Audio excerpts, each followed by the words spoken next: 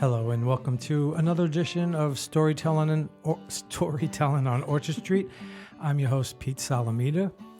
We're in the podcast studios of P&T Knitwear Bookstore on 180 Orchard Street.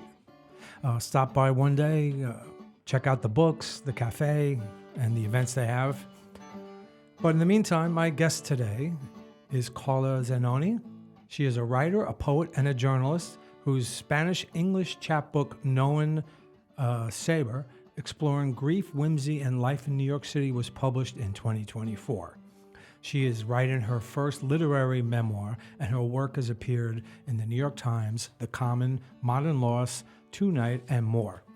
She is a media executive formerly of the Wall Street Journal and TED, T-E-D, and leads the engagement journalism program at the Newmark Graduate School at CUNY. She splits her time between New York City and the Catskills with her husband and their dog and cat, Gertrude and Earnestine. Catch her monthly newsletter, The M- at carlasubstack.com. Welcome, Carla. Thank you. And the most important part of that bio, it's my cat and dog. Of course. Gertrude Stein. I got it, yeah. Right? I feel like it's really appropriate. Yeah. Maybe just a touch closer. Perfect. Okay, great. So we met last Thursday. We're recording this on Wednesday, February 19th. It'll go up maybe within a week. But we met last week. We were both features at the Italian American Writers Association. Mm-hmm. And I don't know about you, but I've done some really fun events the last couple of years. And I think that was really up there on the list for me. It was amazing. There was an open mic, right. And I think there were 15 readers. Yeah. And Pete, I have to tell you, I've never been in a space like that with an older gentleman crowd, right, reading so much vulnerable and beautiful work. Yeah. I've just been thinking. Well, about we'll get to that because first we'll do some background for you. But we even had a question and answer. Yes, I felt like a big shot. I really did. I wanted more questions. Me too. I could have gone more of that. I could have gone all night with it. I love being at. I felt like a star. I sold books too. You sold books too, yeah. And we traded books. Yes, we did. I felt very cool there. See? Yeah. Pete, I feel like I need to know what your astrological sign is that you like being up on stage answering questions. I really have the performer's knack. I always did. Ever since I saw the Beatles on TV in 1964. I'm old. I'm a Sagittarius. Oh. Does that make any difference? Yeah, it does. I'm a Leo, but I'm a Sag rising, so maybe that's why we get along. Okay. We can analyze all of this after. I don't know if your readers want to know, but Sag rising and Sag sun, it's all about forward movement and storytelling and mysticism and things like that, connecting with the universe. I like the sound of that. Yeah, it's pretty cool. And I got to say, so I've had a lot of personal things going on recently, and I wasn't sure I wanted to keep this date. So I asked one person, they couldn't do it, and I was like, there's a couple of things going on in my life that I said, maybe I'll skip it. But then I did 2 readings last week, and I said, you know what, I might see somebody at the reading that I want to have on. If not, then I'll cancel. And I'm just so happy that I got to ask you because I loved your writing, and thank you. You just seem like a very pleasant person. Thank you. I figured it'll be fun to talk to you. So if you said you watched Kathy Curto's podcast. Yeah. Kathy is the beautiful person that invited us to do that last week at the Italian Americans Writers Association, and a great writer too. Yes. Very nice person. Why was I saying that? So anyway, I like to. If you saw that, so I like to talk a little bit about how you became the person and the writer that you are, because our life experiences kind of form our artistic ideal, right? Yeah. Yeah. I mean, I was writing from a young age. How young? I would say at least like 6, 7, something like that. I find a lot of people say that. Yeah. And I mean, certainly not the way that I write now. You kept a journal? Obviously, I kept a journal. Right. I have many, many journals from throughout my life. I have them secreted away. Which is good in a because you want to closet. do a memoir. Yes, and so it plays a part in my memoir, Right. and so there were fragments of poems. There was a lot of journaling, and really just, I would say what that all means. It wasn't about output, obviously, right? It was Right. about like just making sense of the world, Mm-hmm. and also feeling heard. At 6 years old, you wanted Yeah. to make sense of the world. Yeah, yeah. So you know, some of us grow up with So like you really grew up profound in ways. yeah. So you grew up in Jersey. I was born in Argentina. I came to the U.S. when I was a kid. Grew up in New Jersey, in Central Jersey, which is a disputed Why did your family area. move from Argentina to? I mean, it's complicated, but I would say, first of all, we left during the military junta in Argentina. Okay, well, that would be a so reason. that was definitely a big piece of it. But I would say opportunity Right. was a really big driving force. And if I remember correctly, one parent was Italian, one was. So both of my parents are mixed, Italian and Spanish from Spain. Nice. But I recently did my DNA Right. report, and I will tell you, it came back and told me 0 Italian in Oh. here. Like All right. something like 86. We won't tell the I know. Italian American Writers Association. Well, I don't know. Do they only have Italian writers? No, apparently, Yeah. Kathy said they feature writers Right. from all over the place. But my father's family comes from northern Italy, like on the border of Okay. Austria and Right. Italy. My mother's father, his family came from Italy as well, but the rest came from Spain. Okay. Sorry. Right. And so I grew up in New Jersey in And what kind of Central town was Jersey. it? Because it has a Small creek. town. Yeah, it has a creek. But Was it rural or it's kind of suburban? No, But with, very suburban. Okay. Very suburban. Right. And I grew up on the border of Metuchen and Edison. So anybody who understands the turnpike, that's exit 10. Anybody Right. who's taken like I've passed by. New Jersey Transit, it's the Metuchen station. And now it was just recently voted like best small town in the U.S. or something Really? like that. Yeah, Holy which cow. is no offense to Metuchen, but I'm kind of like, wow, surprised? that's amazing. Right. It's really developed over time, and it certainly had really amazing roots. And something that's interesting about it was known as the brainy town, and it was like all these book publishers, Wow. lived there and would commute into New York City. So in terms of like thinking about being a writer and wanting to be a writer, see. I think that was a big part of it Really? as well. Like You I saw saw that? it. Yeah. And I had this like vision of New Were York. your parents inclined to write or do any other artistic expression? My mother definitely, and my mom journaled a lot. My mom has written like short stories for herself, and she's definitely very creative. My father has more of an engineer's brain, but a deep appreciation of like music and opera and very like passionate expressions of music. Because there was no culture in my house. None. None at all. The only culture that came about was from my older siblings, and it was the Beatles and Motown and that kind of stuff. Yeah. That was my introduction to any culture. Right, which is pretty amazing. Like Right. that's, I think it's kind of a shortcoming for us to think, oh, culture has to be this like elitist thing that's Right. like separated out. But I mean, believe me, the culture in the car with my mom was singing at the top of our lungs, singing the Beatles. Right. Right. So, Well, you're too young for that. well, I'm 50. Okay. So Right, but you missed the Beatles. I missed you were hearing the Beatles like through after through my mother. Right, Yeah. right. No, I was, like an alternative goth kid at that point. So in your writing, you juxtapose that growing up and I love that one about revisiting the creek, and then your experiences in the city. So how did you get from Metuchen to East Village and Manhattan? Like what went on in between those years? Yeah.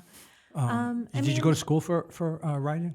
No, I went to school. Well, I studied English Lit, but Okay. later in my 20s, I had some wild years in New York City Yeah. and kind of in this neighborhood. I could tell by looking at you. Yeah, I was up to no good. I'm sure. We won't talk about those stories. No, that'll come in the memoir. Don't Right, worry. okay. But, Save it for the memoir. but I think, like my mom has this story that she loves to tell, that she took me to Lincoln Center and we went to the ballet. And when I came out, I was like, excited about New York and intrigued, but I also like didn't know where I was going to ride my How bike. old were you when Like, you went to the ballet? probably like, I mean, she'll probably fact check me, but I'm assuming like 8 or 9, something like I'm that. ashamed to say I never went to a ballet. Well, I Pete, we to have do to go that. to the ballet. We'll have to go on like a double Yeah. date. Yeah, I know.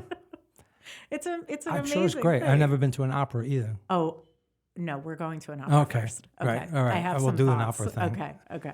La Traviata. Yeah. That's I where mean, we're I'm a going. rock and roll guy. I was I in think punk you're gonna, bands yeah. and, But you that's know, why I think yeah. you're going to like Yeah. this. I'm It's sure I would like it. raw expression. Well, music is different live. Yes. Any kind of music, you know. So I don't think you get the full gist of something by listening to a record or a radio or whatever, or Spotify. Yeah, well, don't get me started on Spotify. Oh, okay. I think we need to have a 2-hour show. I think we might. There's a lot to talk about. Yes, there is. So you went for English lit. Then how'd you become a journalist? You didn't study journalism. I did. Okay. I got a master's in journalism. master's. Yeah. I see. So I had my wild years where I was like After graduation? Not even after okay. graduation. While you Before were in graduation. while you were in school? I like kind of dropped out and Okay. then went back but I always had this like fantasy that I was going to become a writer, but like no like actual doing of it, right? No like rigor around it. But I would read the classics and I had kind of convinced myself that I wasn't an academic, right? And yet I was reading like Moby Dick and all of these different kinds of books. You know what's funny is I love doing this podcast and writing and reading poetry, but I don't have a real good education in literature. Yeah. And back in the 60s, there was no such thing as ADHD or being on the spectrum. I suspect I was. So I've always had trouble sitting still for reading. Yeah. You know? But I think that could be a benefit. I mean, I like the way I write. I don't, but I do wish I was able to absorb reading better.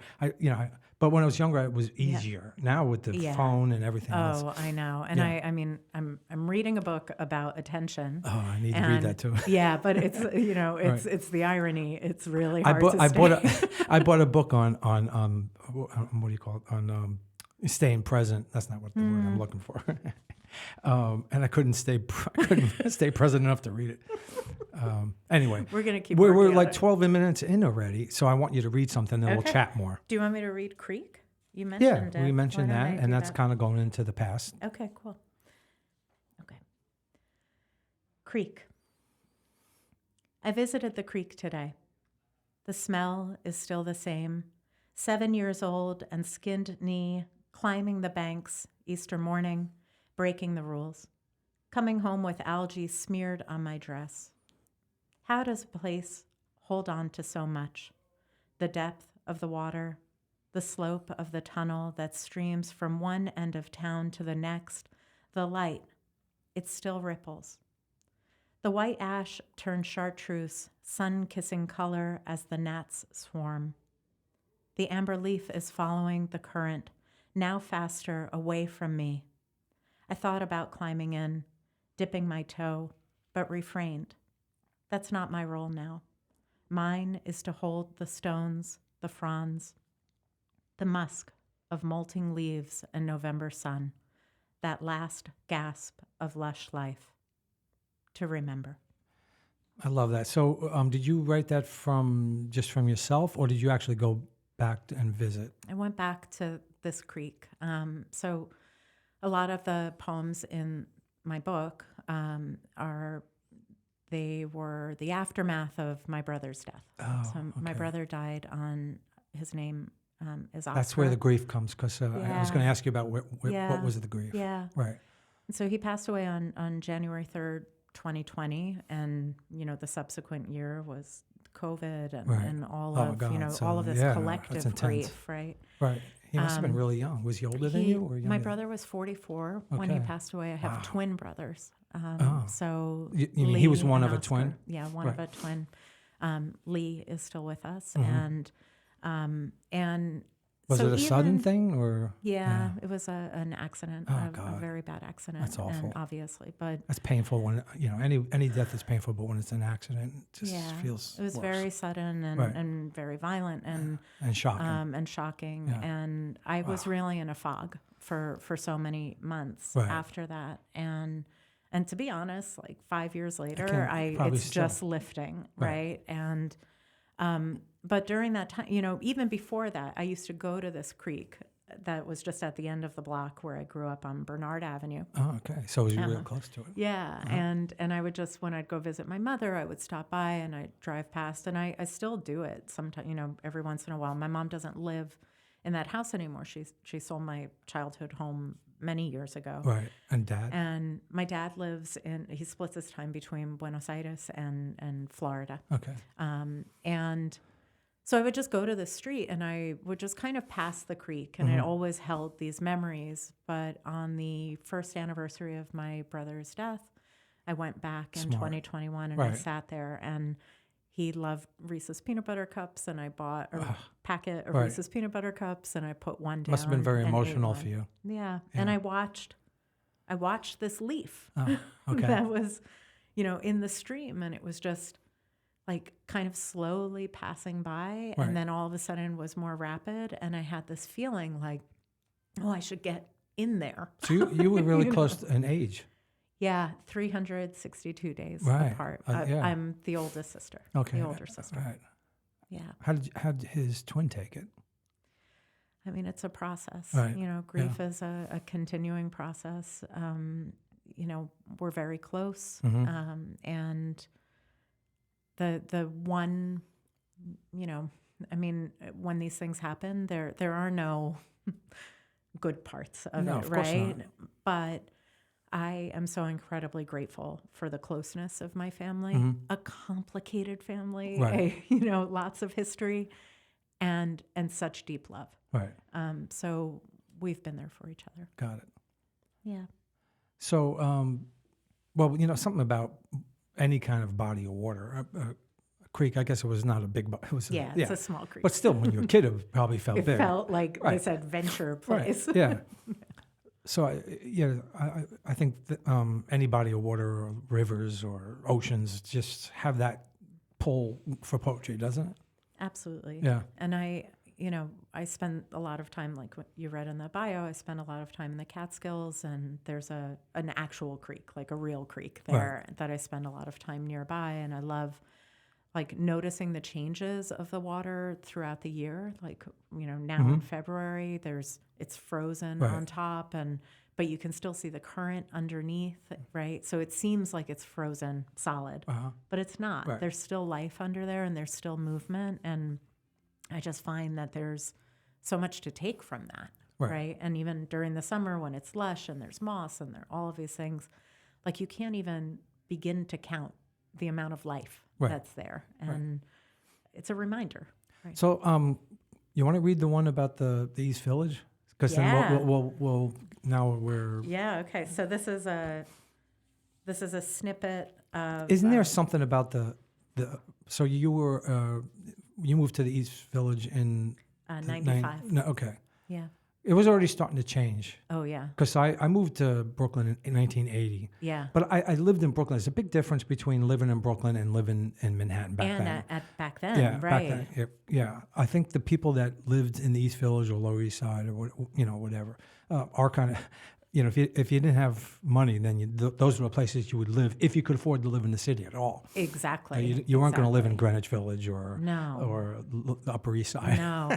And but there was a lot happening. There was a lot happening, and I mean, we're here on Orchard Street, and I feel like it feels like the back of my hand, right? This was where my old stomping grounds, but I will say I have a friend who grew up here who's Puerto Rican who, anytime I call it the East Village, he's like, what's that? Right. It's the Lower East Side, right? And there have been these like waves of changes. You mean above Houston was all still of it. still called he's Lower just East like, Side. This is all Lower I East suppose Side. Eventually there was a distinction. Right. I'm not sure he would when. argue us to the death on this, but but I've written about it because even though I didn't live there, that's where I would go a lot of the times. Right, exactly. I played in bands there, and we did a lot. There was a lot going on, but there was also a lot of I don't know about 95, but there were a lot of burnt out buildings back in the day, and a lot of drugs, especially if you went down towards Alphabet.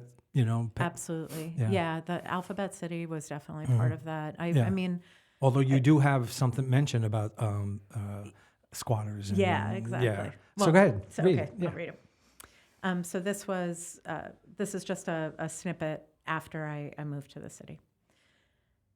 This was the East Village before the hedge fund managers arrived and the abandoned buildings where squatters lived were converted into condos, before NYU expanded east of Washington Square Park, before 1,200 square foot apartments were carved up to maximize profit by charging students 3 times the rent for 3 times less space. The spring before I moved in, police showed up with a military tank and paramilitary gear to evacuate 31 people living illegally in 2 tenement buildings in a few blocks from my new apartment. The group left peacefully after forming a daisy chain outside the building, though someone also lit a car on fire. Some called it a war zone. Others said it had a celebratory air. Giuliani had just launched his broken windows sweep of the city. Back then, everyone wanted to live in the East Village. The littered streets constantly buzzed with the sound of skateboard wheels grinding on the pavement. The sound of those wheels always made me search for the boy surfing, the wind hair blown back and chin tilted up, his high-top sneakers giving him flight like the winged sandals Perseus borrowed from Hermes. It was the people who really animated the place.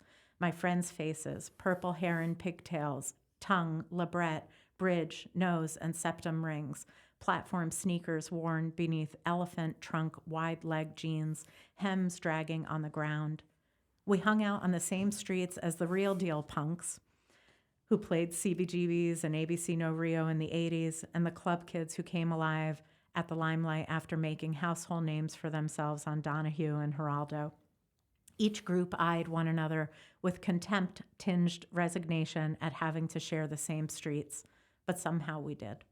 The true outsiders seemed to be the vestiges of the rapidly contracting clans of the Lower East Side, the Jewish community that kept to itself on the side streets below Houston.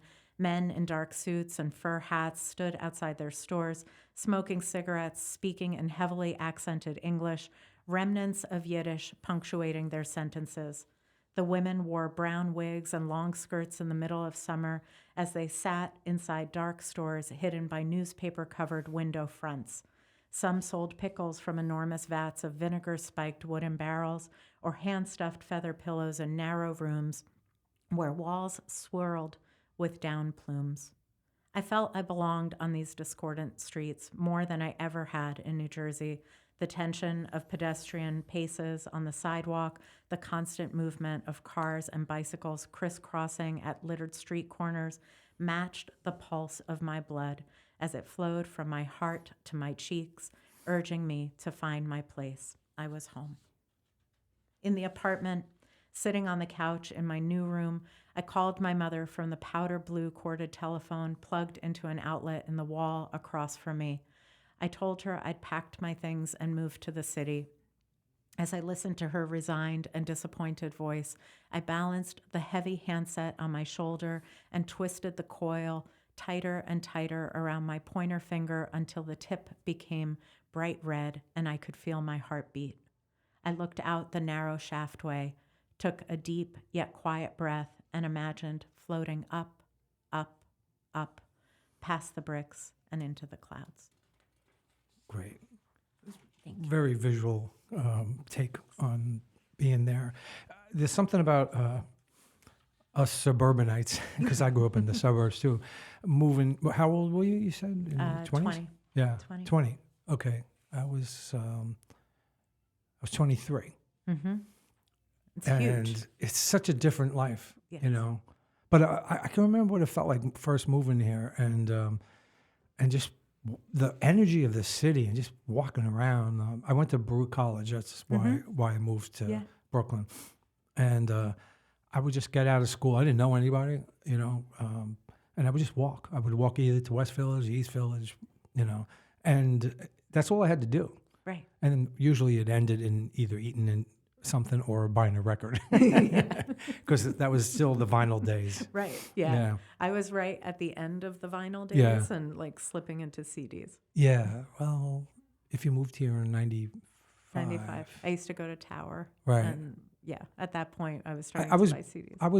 I was already into CDs by then. I think I don't remember exactly when the cutoff was. I remember in the mid '80s I worked for a music distributor, and they were already selling CDs. Yeah. So I had I always, relied on the boys who were surrounding me to tell me what to listen to. Oh, okay. Which is like one of the lamest admissions I'll ever It's make crazy. in my life. It's something that people nowadays can't understand. If you wanted to hear something, you had to go buy it. Right. I mean, you might hear some of it on the radio. Of course, there was no, streaming. No, So, and there was no algorithm so you would telling you what else you might and you would like. go to a record store, and there were certain record stores you kind of knew what kinds of things you might get there, Right. and maybe you had a clerk who would turn you on to like High Fidelity, that movie. Right. I love that movie. Yeah.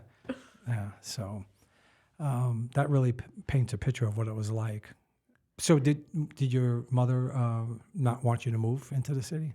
Yeah, she didn't want me to move into the city. I don't think she was against the city. Right. I just was, like I said, a real 20 wild is pretty child. young. Yeah, 20 is and pretty I young. had like, from high school graduation to 20, I was definitely like figuring things out, Right. and like floating around and getting into trouble. And and I just one day decided I was just going to pack my things in some hefty bags and move to the city. Wow. I But had you had no goal?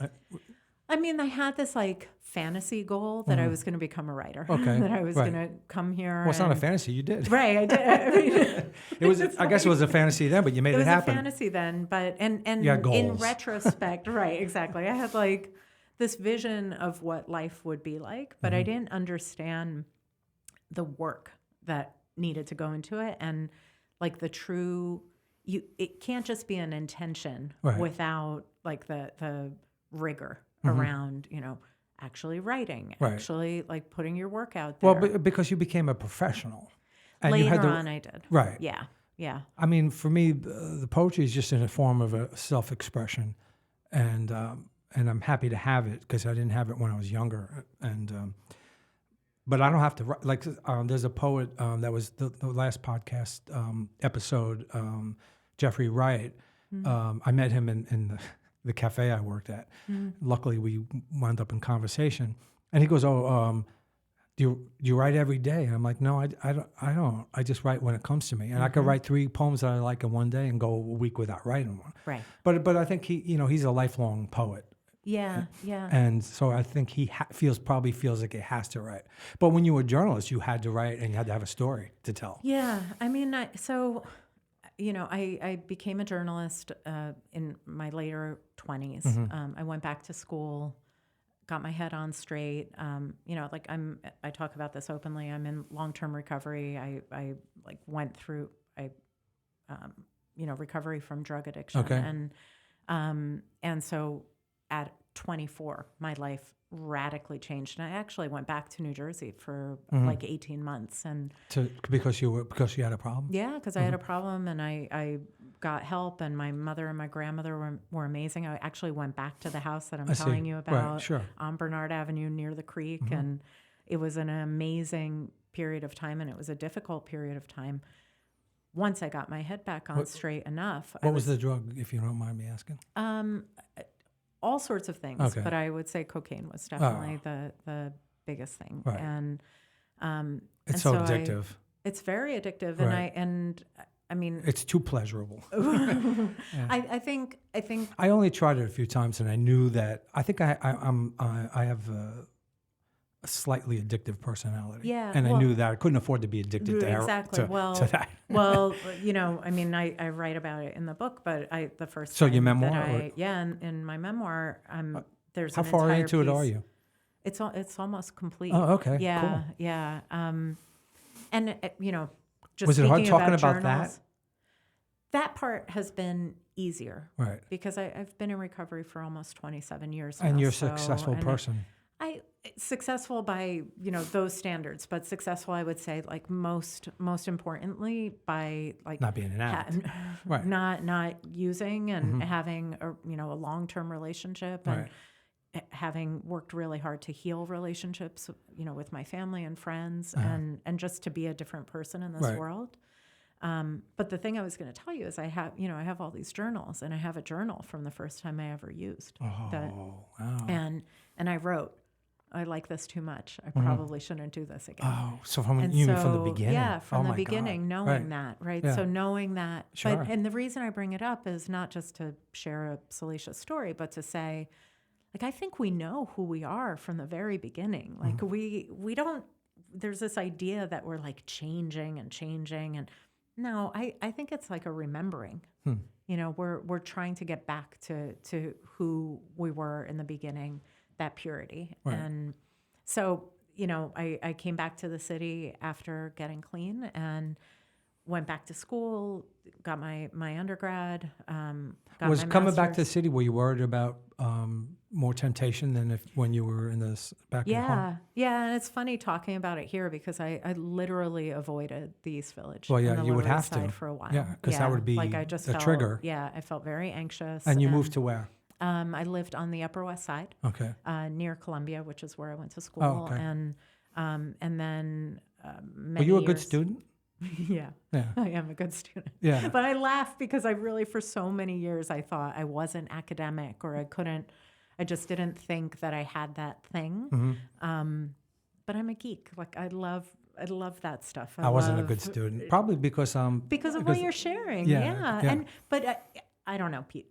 I would just say I managed to graduate college. It's you kind of managed to graduate. That's amazing. So you have yeah. some data to show that you were just fine. Right.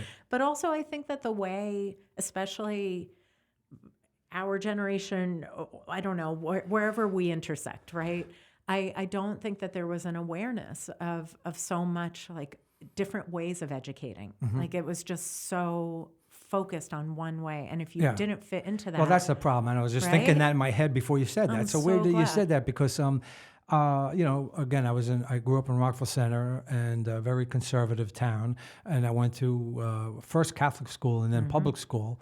But, you know, there was no, I needed to be in a place where creatives live. Yeah. And I wasn't. Yeah. Not at home and not in school. Yeah. I would have probably had a better go of it. I think you would have had, Yeah. and I'll tell you, I do think that still exists to some level. You know, I even find myself, I am a non-linear thinker.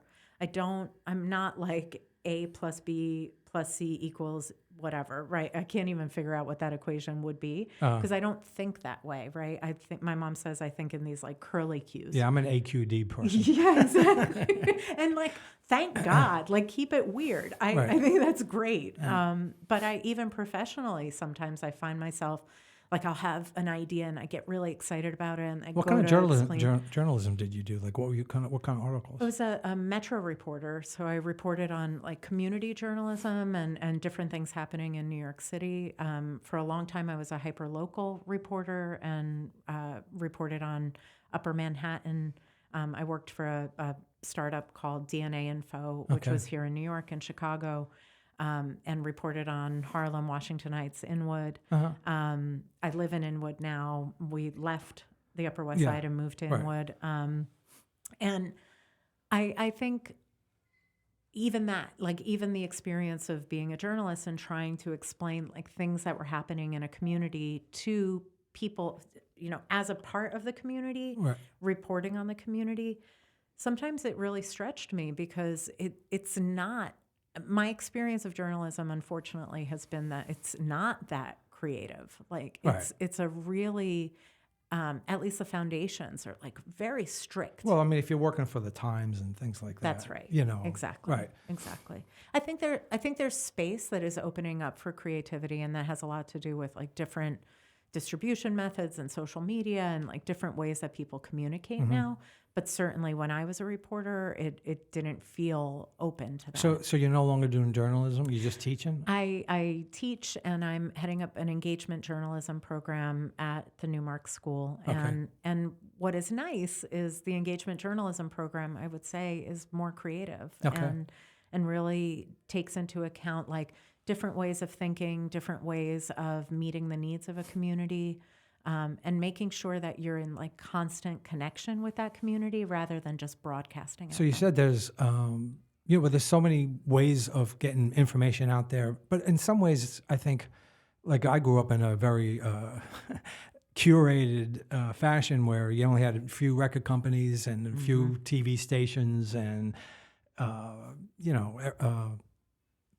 so it was harder. It was harder for somebody to break in, probably. That's right.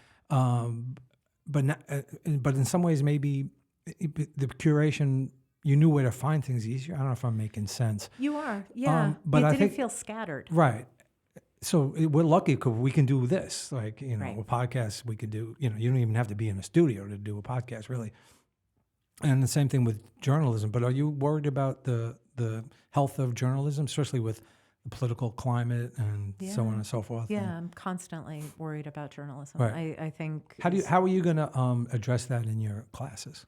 My intention is continuing to focus Because there's on, almost a hatred of journalism out there. Right, now. and a trust issue. A trust. Right, Well, trust, right, and right. a trust issue. And I think that the way to combat that, I think the fact that we have this trust issue, the what has led to that Right. is exactly what I'm saying. We have come from years and years, decades of journalism kind of lecturing and telling people to eat their broccoli Right. and not, and feeling like imparting this wisdom and being like, don't talk back to me. Like, I'm just telling you the truth and there's no discussion. Whereas engagement journalism is really about a back and forth. Right. Like, it's Which a is a good two-way thing. conversation. Right. Yeah. It's more like what we're doing Right. here. And my hope is that over time that I don't even need to teach engagement journalism anymore, because journalism is engagement journalism. Okay. Like, we change things that much. Don't worry, I'm going to have a job for a while. There's work to be done. Right. Yeah. You mentioned Inwood. You have a great poem about Inwood. Why don't you read that? Okay. Yeah.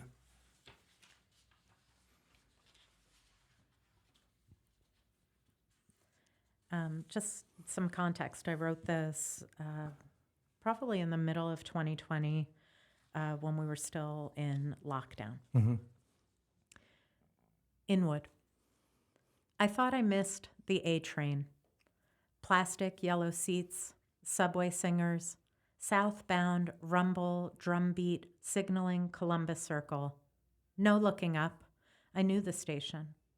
But it was the walk home after the jostle of turnstile, jockeying for seat, jingle of keys at the bottom of bag, winding through the Shangri-La of Inwood at the top of the island, top of the hill, sun setting over the cloisters, you and me eating Chinese food on the couch with a cat and dog, remembering what a beautiful day it's been.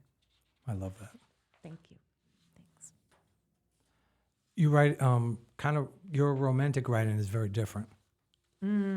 Like you read for Valentine's Day, didn't you? For A poem that I wrote for a wedding. Oh, yeah, Yeah. right. Oh, yeah, well, we went through that. You told me you had a job to do, and they told you to tone it down a bit. They told me my original poem might be a little Can I read one of scary. yours and you tell me what it's about? Ooh, yeah. I okay. love this. Okay. So this is in your book, Knowing.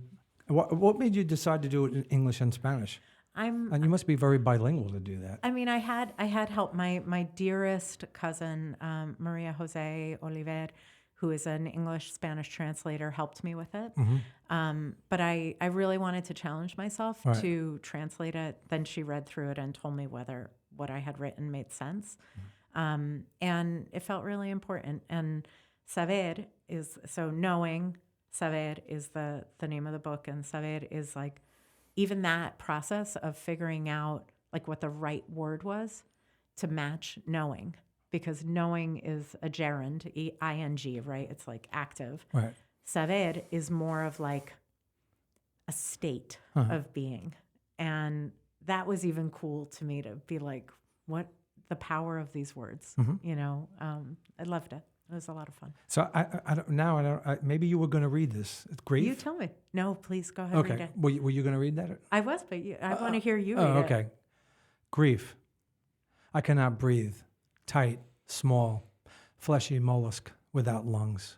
No shell. I am a new body, blind, searching through sand and water. No air. I am broken, yet moving, a headless chicken pulsing, a tree felled by storm, nutrients still racing through its trunk. So what led to that, or what what's the? So that was the first poem that I wrote after my brother I passed. see. And what's interesting is that poem was so much longer. Oh, okay. Like the first draft. I of like it its was so much I like longer. its conciseness. Yeah, and it over time as I was editing it, I just felt like it was, becoming much more of its essence. Mm-hmm. And what really, so yes, it's about grief, but it was about the physicality of grief. For the first several months after he died, my chest hurt. Uh-huh. Like I literally had a pain in my chest to the point that I thought about going to see a doctor because I was worried. Because anxiety or Anxiety grief and pain. Yeah. And I've read about grief. They say like it literally is a heartbreak. Mm-hmm. It can literally break parts of your heart. Right. And I think it can kill you. Right. I think that's why a lot of times right. people in long-term relationships die. Exactly. Exactly. When their spouse when or their loved partner, person, and it was or a parent with a child parent. that dies suddenly, exactly, and what I learned, you asked about my brother. I can tell you, having conversations with my sibling Lee and my mother and my father, we all had some physical experiences of grief. Mm-hmm. And that was really part of what I was writing in that piece. And just this feeling of like not being able to fully breathe, but also it wasn't just the physicality of it. It was like, I actually don't know how this world works anymore. Mm-hmm. I am changed. I am a different being. I have no shell. I have no like cocoon here. I'm just raw. I see. That's where the mollusk comes in. All right. Yeah. That answers my question. So where are we in this conversation? You should tell me, but I think it's interesting. I think grief is a really big part of it, but going back to like the beginning of our conversation, and maybe I'll read that love poem as well. But I mentioned the love poem. Yeah. I think, one thing just to tie back to the education conversation that we've been having and this like, who gets to be a poet, who gets to be a writer, who gets to be a creative, like all of these kinds of questions I have, like that was the poem that I titled this collection for knowing. I'll just say this and then I'll read it. But, I started writing poetry and writing all sorts of things really young, mm-hmm. but it took until like 40 something to finally give myself permission. What do you mean? And I was a published reporter. I had written things, I had written essays, but I really struggled with calling myself a writer. Right. I struggled certainly with calling myself a poet. I know that feeling. Yeah. Right. It's like, I don't get to say that. Like that's Walt Whitman. That's like Maya Angelou. Like, is it because it just comes with experience? Like you're telling, like, I think for me anyway, my poetry is about telling a story. Mm-hmm. And it's not always my story. And sometimes it's a little bit of my story. Yeah. And I'm starting to realize, well, I don't know. I'm not an educated poet. I'm not an academic, but I've lived long enough to have stories. And to have wisdom. Right. Right? I mean, that's what And be comfortable. I think it's being comfortable with telling those stories. Yes. Yeah. It's giving yourself that permission. Right. Like, I love that about your writing. I've been really enjoying getting to know your writing. And, you've said it a few times that you're not an academic mm-hmm. or those things, but like when I think about like troubadours and like all of, back in the day, people who told stories, the scribes who told stories, they weren't necessarily educated. Well, that's how I view what I do. It's kind of like a folk or or punk. Exactly. Right. Exactly. Like, punk rock was, they only knew 3 chords, but they told the good ones told the story. And they made you feel something. Right. And that's when I read your writing, it makes me feel something because I feel like that's good to hear. Yeah. Like I feel like I'm in that person's shoes. I can feel the empathy that you have for the characters who you're talking about, and I don't know if that's because I'm in New York and I I feel like I've met the people who you're writing Right. about. Yeah. And it's good to hear. nice. Yeah, I love that. I love Okay, that. read your Okay. love poem. The love poem. Okay. What wait, was you no, gonna no, read? I'll read. I'm going to yeah, read knowing sorry. first. I'm jumping around. No, that's okay. It's exciting. See it's my good. ADHD kicked in. I love it. Okay. Knowing. But I too want to be a poet, free of the push of the hour, clocking in with the moon and out with the sun, enraptured with voice, outside of the clickety-clack, no inbox, instead smooth stretch of satin page, freedom from the coil of spreadsheets, formulas, reports. Lift arms to the sky, pluck out clouds, wander the road, waffling and loafing, straw hanging from lip, feel the depths of my beliefs, laugh a mad woman's laugh, unbridled, unrestrained, hair tumbling unbrushed down my back, across rounded hips, letting go of the pack I've carried, relieved of that weight, journey complete. Did you write that when you were still a journalist? Yes. Okay. Yeah. Right. Yeah. So you were dying to get out. Dying. Yeah. Right. And You did it for how many years? I mean, I started more or less in 2001. That's Okay. the first That's time I got a long time to published. do Yeah. something. Yeah. Yeah. And I mean, I'm still teaching it. I'm surrounded by journalists. I love it. But the day-to-day grind of it can really wear you down. And I, But you must have learned things along the way that yeah. would help you write the poetry. Yeah, I think it's it goes both ways. I feel like the observational part of me that makes me want to write poetry is very beneficial to being a journalist. I also find that sometimes, I'm like a very emotional person, right? I feel things very deeply. Yeah, me too. Sometimes too much. Sometimes too much, right? That's why the poetry is great, because you get that out. That's right. But also That's how I started writing poetry. I was going through a lot of stressful situations. And it can be so healing. Right. And sometimes the journalism was like an interesting tool to help me like take a step back and observe. Right. But like, it's funny, I just mentioned like not feeling like I can call myself a poet. I'm not Walt Whitman right. And the reference here when I say waffling and loafing, straw hanging from lip is this drawing, I think, or a photograph of Walt Whitman and like with his hat and his like, and like I think about him all the time, and I've been very influenced by Walt Whitman. Okay. And this kind of like ecstatic poetry, like it builds and it feels like, now I'm connected with the universe, like that kind of like affirmation that I am here. Right. And as a journalist, I was so longing for that, and yet I was like stuck in like Excel spreadsheets and like I get it. data. Sure. Right. Things like that. Okay. Cool. Do you want me to read my I do. romantic poem? Yes. Okay. I wrote this for a dear friend for her wedding. And the story that I told was that the first version of this poem, I read it to my husband, and he was like, it's a little scary. My husband and I have been married for 19 years, but together for 29. So it took 10 years to get married? It took 10 years to get married. What was the hold up? That's a whole other podcast. All right. Okay. We'll have to have him guest host with us. Okay.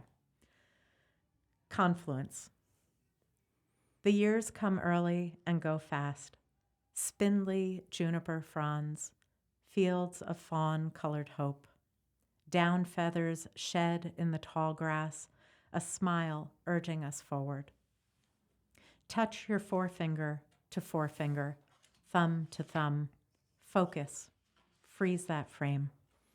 They say marriage is a puzzle solved, but I say it is a volcanic mountain peak, a rushing mudslide spilling over riverbanks, diverging, converging, transforming. Your hand sliding into mine. Tectonic plates interlocking, a chain of evening primrose, oceanic crystal crown, rain, hail, thunder. Prismatic arc. Here we are. Love is a sweet collision, marriage a buoyant vessel, a raft taking you home. Perfect. Did your friend ask you to write a poem, or you just volunteered to do it? She asked me to write a poem, which was really like one of the greatest joys. And that's actually the second. But it must have been. The second wedding poem that I've written. So you who knows? can be known as the wedding book. poet. It was like, maybe there's a book in this. I don't know. The wedding poet, right? Yeah. Was she pleased? I would think she would be. Yeah, I think she was. And her and you know, like I had hoped that she would be pleased, and I kind of expected she would, because she's my friend and we have a common language and sensibility. Is she a writer or poet or? No. Okay. She does write. She's a talented writer, but not that I know of creatively. Right. But her husband is very different and much more analytical, at least in how I know him. And he said that he was moved by it. And good. And that was actually like a really interesting thing after the ceremony, because I read it at the wedding. Okay. What part of the wedding did you read it? During their ceremony. Right. Before their vows. Nice. And it was really interesting because a lot of older men came up to me afterwards and told me that it felt real. Wow.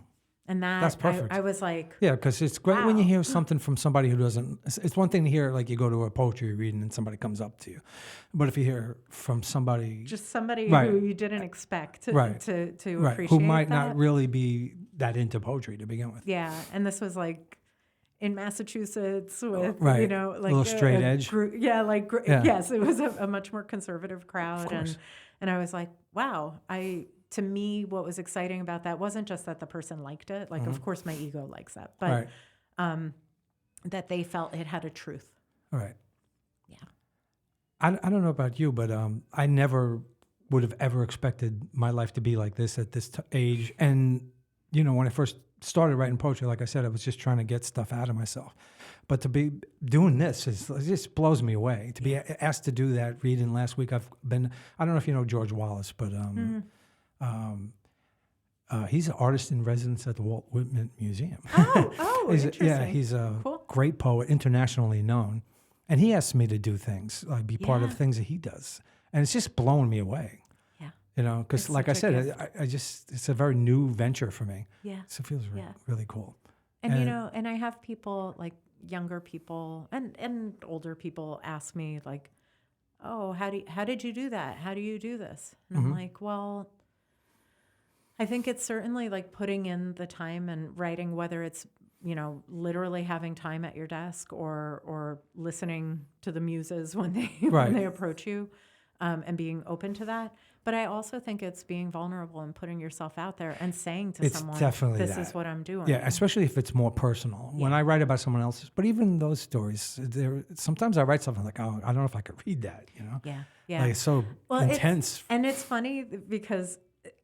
I felt this last week and I feel it today. Like most of the time I read poems and I wind up crying in the middle. Wow. And like have had several readings where I've had to like pull myself back together. And for some reason I feel like a calmness now. I'm sure next time I read I'll be like bawling. But I think that's a good thing. I could have never imagined 5 years ago I'd be doing this. And that would have somebody like you say, like, give me that feedback on my poetry. It kind of blows me away. Yeah. So I usually read one of mine. Oh, yeah, please. So I usually try to read one that might go along with my guests, what they're reading. But I chose this one. I just wrote it. It's called She Bleeds. She bleeds for life and death, for her son and daughter, mother and father, for the poor, the sick, and the starving. She bleeds for anger, for wars waged and just starting, the killing of innocence for the almighty dollar. She bleeds for storms brewing, for floods and droughts, and fires raging, leaving embers of ash. She bleeds for the displaced that are hated, refugees with no country, stones thrown at a person now called illegal, just trying to live life. She bleeds for passion, for peace, love, and understanding. She bleeds because she can't stop caring. She can't stop asking, when will this madness stop? It kind of goes along with what we're talking about, feeling too much. Oh, yeah. Pete, that's so beautiful. And I think you shared it on Instagram. I did, and I yeah. read it, and I was thinking about this moment, Right. and like the beautiful thing about living in New York City is you leave your building and like, I don't know if you experience this, but I know my neighbors, I know a lot of people on the block, right? And when I walk out of the building, people will be like, hey, how you doing? And you're on your way to work or you're on your way wherever. And like they say, how are you doing? And it's hard to not answer with something like what you just said. Right. That's what this was about. It's intense. So unfortunately, we're pretty much at the end.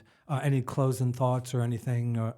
I want to remind people that they can find you on Substack. Yeah. Right? Yeah. It's called the M dash. Yeah, carla.substack.com. Yeah. The M dash. Any other? You want to give out your social media? Yeah, sure. I'm on Instagram. Carla Zanoni is my handle, and my website is carlazanoni.com, and they can find me my email. And they can find you in a lot of places. A lot of places. Anything coming up that you want to promote? Any readings coming up or? No, I think just keep listening, keep watching. But I think the thing that I want to say is just if people are listening and they are feeling like, oh, I give yourself the permission to do this. That's the thing. I just feel like you don't know where it's going to go, and I think that's probably true with any creative thing. Right. Absolutely. Yeah, and we all have something in ourselves. Yes. We just have to find out how to get it out. I mean, I'm looking out at the street and I'm thinking about the world right now. And we just need more of that. Definitely. Thank you, Pete. So this is the end of Storytelling on Orchard Street. I had a great time talking to my guest, Carla Zanoni. It was such a pleasure to talk to you. I'm so glad we met last week. Me too. Again, Storytelling on Orchard Street, your host, Pete Salamita, and thank you for listening or watching or however you took this in, and, well, goodbye.